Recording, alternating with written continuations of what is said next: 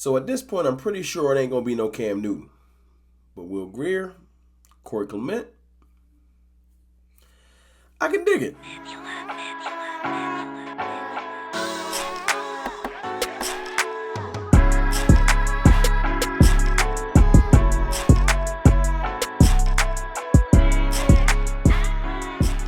Good people, it's your boy Mr. Rome, Cowboys fan talk. Right back like I never left. What's good with y'all, man? Today, a couple things in the news for the Cowboys. Nothing too crazy. A little bottom of the roster churning. You know what I'm saying? You need to continue to try to make your roster better. The 53, like I said yesterday, was the initial. It's not the final. Even when the season starts, it's not going to be the final. So, Cowboys out there doing their due diligence. Put the rumors of Cam Newton to bed for now, at least. Maybe we'll revisit that later, but I stated my claim. No reason to go too in depth into that. But they claimed Will Grier today, former Carolina Panthers quarterback. I think he was a third stringer, if I'm not mistaken, out of West Virginia. And if you go back, way back to I think 2019, to when he came out of the draft, Will Grier's best attributes coming out of the draft was accuracy. Real good touch on the deep ball, just touch. Arm strength was kind of weak, but we're talking about a backup quarterback. His stats in the NFL are lackluster, so let's not get hype. No touchdowns, 4 picks in 2 starts. That's not good. Does that mean he's not better than Cooper Rush? No. He still is probably better than Cooper Rush. He was drafted in the 3rd round, I think. And at the time of him coming out, he wasn't highly, highly touted, but he was definitely comparable. Thought of as a possible backup quarterback. So he's in his lane. I don't know how good he can be. He also ain't had these type of weapons. And I think he had Curtis Samuel, who I think is overrated. And who else did he have in Carolina? Y'all remind me, 2019 receiver. But it damn sure wasn't CeeDee Lamb, Amari Cooper, Michael Gallup, Cedric Wilson, Noah Brown, Dalton Schultz, Blake Jarwin. It wasn't that with Zeke behind you. It just wasn't that. So I think if Will Grier has to push come to shove, I don't plan on Dak missing no time.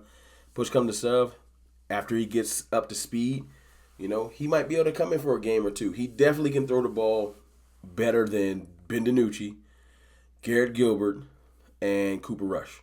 Because none of them, not even close, none of them were as highly touted or drafted in the 3rd round. So we can put that to bed. Yes, he's a better prospect and a better player to coach up than those players. We also picked up Corey Clement to be the 3rd string running back, add him to the 53.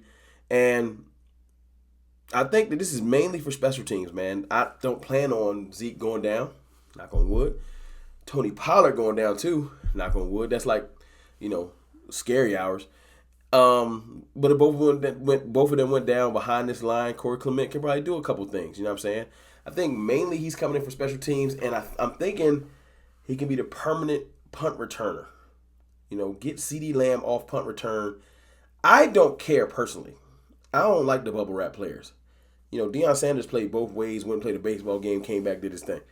But I understand the reticence. I understand where people are coming from. CeeDee Lamb is too valuable. I get it. Special teams is like a pinball machine. You don't want to hurt up one of your good players. So you bring in Corey Clement. He can do punt return. Every once in a while, when you really, really got to break glass in case of emergency, bring CD in. You know what I'm saying? But I think that that's good. We also, finalized the practice squad, and I know, look, I was laughing. My boy Jay Tuck, shout out to Jay Tuck, Cowboys fans only. Y'all go sub him up, check him out. He had me weak. He said, we brought back everybody we cut. I understand. It's frustrating. You want them to cut people and bring in some new folks. But every team is kind of doing this. It kind of happens. You bring back people familiar with the system. They've been through the training camp. They didn't make it, but they familiar. Familiarity gets people more jobs in the NFL than talent, I feel like sometimes. You know what I'm saying? Especially to the bottom tier. If you're familiar with the system or something, somebody will just bring you in because they don't got to reteach it. It's lazy.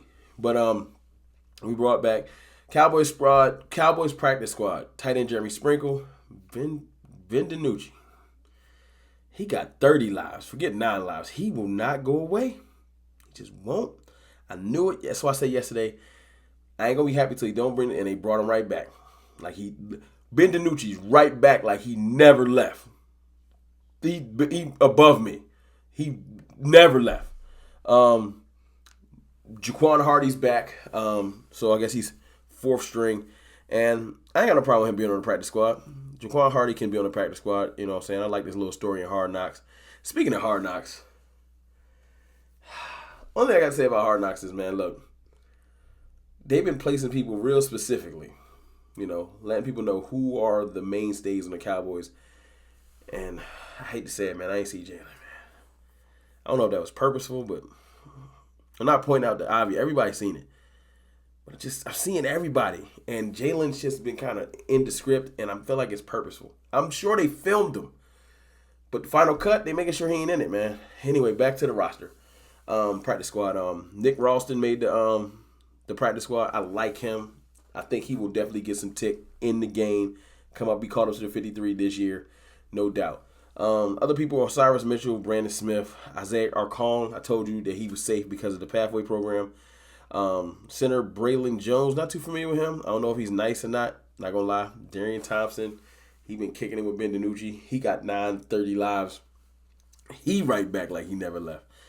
Kyron Brown, the cornerback that we got from the Jets. Deontay Burton. Burton was frustrating because there's some catches that got caught on him, but he definitely shows the physical attributes of a decent corner. So I see why they brought him back. They want to train him up. He don't look like he's just too slow or nothing like that. It just looks like he needs more coaching. So I get that. Tyler Coyle, I'm happy they brought back that safety. I got kind of faith in him.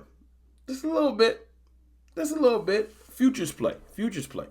Justin Hamilton, no problem with him. He kind of had a good year. A good camp, sorry. And then Austin, I don't know how to say his last name, DN. And I'm not too mad at that neither. These are people we want to coach up and see how they do throughout the year. They are definitely break in case of a super emergency. You can't sign nobody, et cetera, et cetera, et cetera.